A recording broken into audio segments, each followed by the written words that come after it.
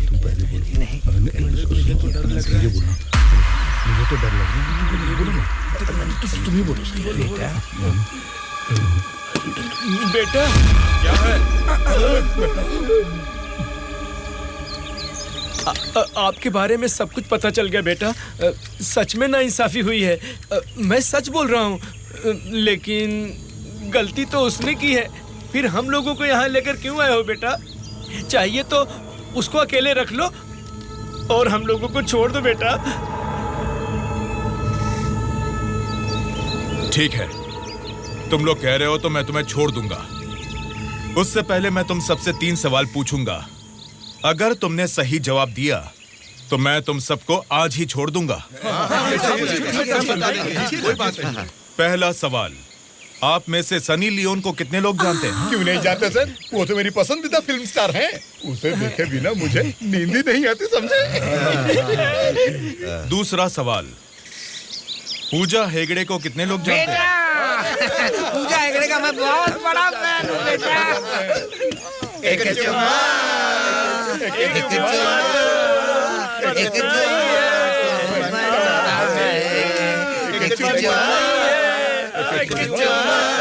बेटा एक दूसरा गाना सुनाता हूँ, सुनो तुम।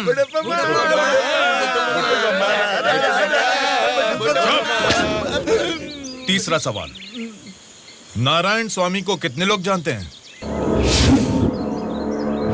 भाई नारायण स्वामी ना, उनका व्रत मैं हमेशा रखता हूँ। तुम सनी लियोन को जानते हो? पूजा हेगड़े ने कितने एक्टर्स के साथ डांस किया ये भी जानते हो? लेकिन जनता के लिए अपनी जान भी कुर्बान करने वाले नारायण स्वामी को नहीं जानते। कौन है बेटा वो? कोई देवता है क्या? हाँ, देवता ही है, लेकिन मंदिर में रहने वाला देवता नहीं, जनता के दिल में रहने वाला देवता, नारायण स्वामी।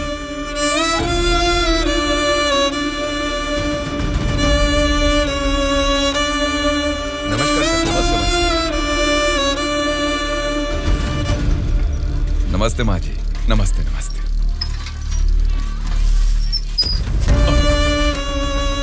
ये क्या किया बहन जी? क्या देख के पता नहीं चल रहा? कचरा है। हाँ वो तो पता चल रहा है, लेकिन कचरे की सही जगह तो कूड़ेदान होती है ना। तो आपने ये कचरा कूड़ेदान में डालने की बजाय यहाँ सड़क पर क्यों फेंक दिया? हमेशा कूड़ेदान में ही डालती हूँ, आज ही जस्ट मिस हो गया। वो अच्छा, अंग्रेजी बोलना जानती हो, लेकिन ये नहीं जानती कि कचरे को कूड़ेदान में डालना चाहिए। ये सब करने से ही बीमारियाँ फैल रही हैं और इंसान बीमार होते जा रहे हैं। जरा उधर देखिए, कूड़ेदान में पूरा कचरा भरा हुआ है। उसे निकालने वाला म्युनिसिपैलिटी से कोई भी दिखाई नहीं दे रहा। 1 हफ्ते से बोल रहे हैं कि आएंगे, लेकिन अभी तक कोई नहीं आया। और तुम कह रहे हो कि मेरे कचरा फेंकने से बीमारी आ जाएगी? हाँ? तेरी बात से ना दुनिया बदले, तेरी चीख किसी तक ना पहुँचे, नाराज न तेरा बल ही है तेरा साथी, दब के न रहो, विश्वास है तेरी डोले, डर के न रहो, उम्मीदें तेरे दिल में उठ के न रहो, जज्बात है तेरे रग में। Hello, municipality office. कौन बोल रहे? नारायण स्वामी जी है क्या? अरे आपको कैसे पता चला? फोन में कैमरा लगाया हुआ है क्या? वो कुछ नहीं सर, हमारी गवर्नमेंट ऑफिस में जब लैंडलाइन बजती है तो वो आप ही का फोन होता है सर। बोलिए। सौंदर्य कॉलोनी में कूड़ेदान पूरा भर गया है बेटा, सारी कॉलोनी में बदबू फैल रही है, इसे जल्द से जल्द साफ करो। ओ ऐसा क्या? उसे साफ करने का काम हमारा नहीं है, प्राइवेट वालों को कॉन्ट्रैक्ट दिया है। क्या कहा? कचरा उठाने का काम भी प्राइवेट लोगों को दे दिया है? तो फिर आप क्या कर रहे हैं? आप जैसे लोगों के सवालों का जवाब दे रहे हैं नारायण स्वामी। ठीक है।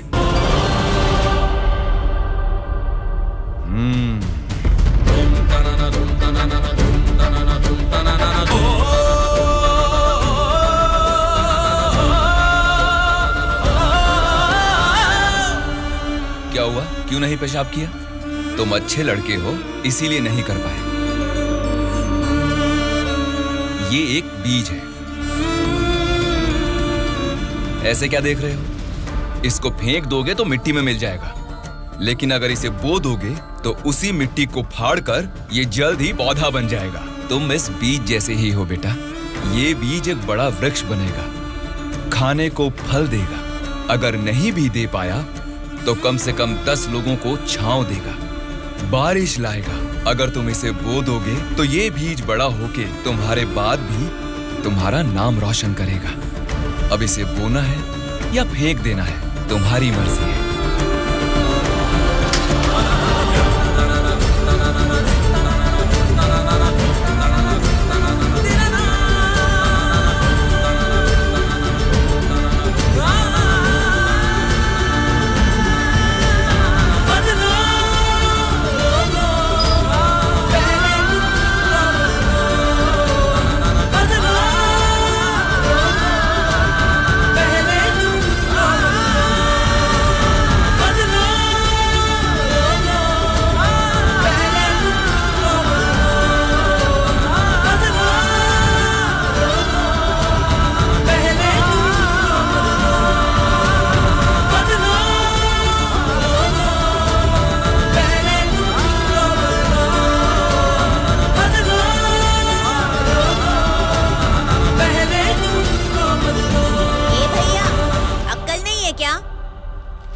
यहाँ इतनी सफाई है, यहाँ सुसु क्यों कर रहा है? वहाँ पब्लिक टॉयलेट है, उधर जाके सुसु करना। अरे वहाँ जाके हल्का होने का 2 रुपए लेते रे, पीने का पानी 1 रुपए रे, और हल्का होने के लिए 2 रुपए कहाँ से लाऊं मैं?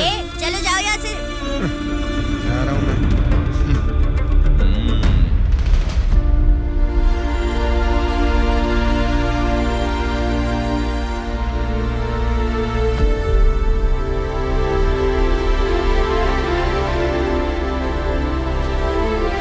बेटा, राष्ट्रीय झंडे को उल्टा नहीं लगाते, गलत बात। राष्ट्रीय झंडे को ऐसे लगाते हैं, ऊपर केसरी, नीचे हरा। चलो झंडा फहराओ। क्या सोच रहे हो? तुम्हारा बोया हुआ बीज ही नहीं, मेरा बोया हुआ बीज भी बढ़ने लगा है, जल्द ही पेड़ बन जाएगा। चलो फहराओ।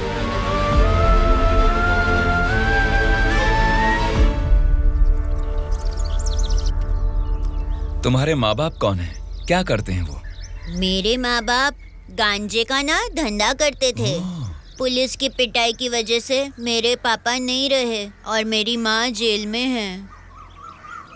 तो मतलब तुम पढ़ते नहीं हो क्या? पहले पढ़ता था, मेरी माँ ने पढ़ाई बंद करवा के बोला कि गांजे के धंधे में लग जाओ, इसलिए उन्होंने मुझे स्कूल से भी निकलवा दिया। अब मैं स्कूल जाके नहीं पढ़ सकता। मैं पढ़ाऊंगा तो पढ़ोगी? हाँ पढ़ूंगा।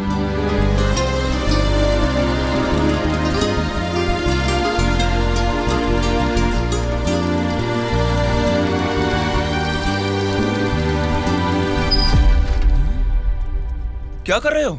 स्कूल के बच्चों को दारू बेचना गलत बात है, वो भी इतने छोटे बच्चों को। 18 से कम उम्र वालों को दारू नहीं बेचनी। पता है ना तुम कानून का उल्लंघन कर रहे हो। कौन मैं? कानून की आंखों पर तो पट्टी बंदी है। पट्टी निकालो और अपने पीछे जेब में डाल दो।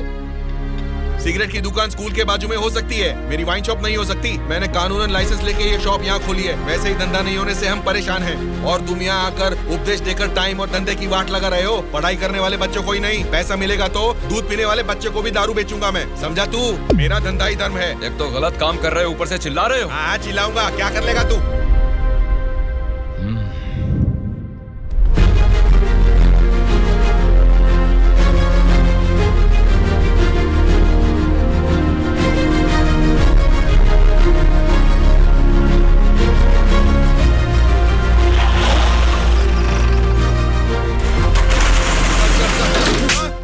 इंस्पेक्टर साहब, आप इस पर इस तरह हाथ नहीं उठा सकते। इसको कल आपको कोर्ट में हाजिर करना चाहिए। उसकी दारू की दुकान बंद करा के आपने हमारे लिए अच्छा काम किया है साहब। सच में आप जैसे लोग नेता बनेंगे तो हमारे लिए बहुत अच्छा काम करेंगे साहब।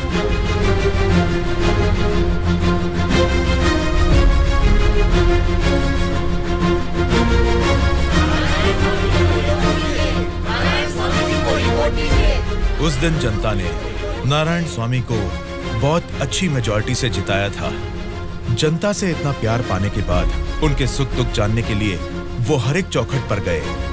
तभी उनको पता चला कि उनके क्षेत्र से गुजर रही गोदावरी नदी का पानी ना तो जनता को सिंचाई के लिए और ना ही पीने के लिए मिल रहा है। उन्होंने इस मामले को लेकर सरकार की नाकामियों के खिलाफ आवाज उठाई। उस चुनाव क्षेत्र की रेडियस कितनी है वहाँ के भौगोलिक हालात क्या है, वहाँ के मौसम से कितनी बुआई करनी पड़ेगी जिससे किसानों को अच्छी पैदावार मिले। ऐसे बहुत सारे समस्याओं पर एक किताब ही लिखकर जनता के बीच में गए और उनसे बात की। सच कहूं तो आज मैं नहीं जीता, बल्कि मुझे जिताकर आप सब ने लोकतंत्र को जिताया है। इस बदलाव से देश की राजनीति में एक नई शुरुआत होगी। मेरे हाथ में ये जो किताब देख रहे हैं, इसमें हमारे चुनाव क्षेत्र की कमियों, आप सभी की जरूरतों और उनको मैं कैसे पूरा कर सकता हूँ, इसमें मैंने ये सब लिखा है। आज से ये हमारे चुनाव क्षेत्र का संविधान है। मैं असेंबली में खड़े होकर आपकी इन सभी समस्याओं के लिए लड़ूंगा। मैं आने वाले 5 सालों में हमारे चुनाव क्षेत्र की गतिविधियां बदलने के लिए भरी असेंबली में पूरी सच्चाई के साथ लड़ूंगा और ये मेरा आप सबसे वादा है।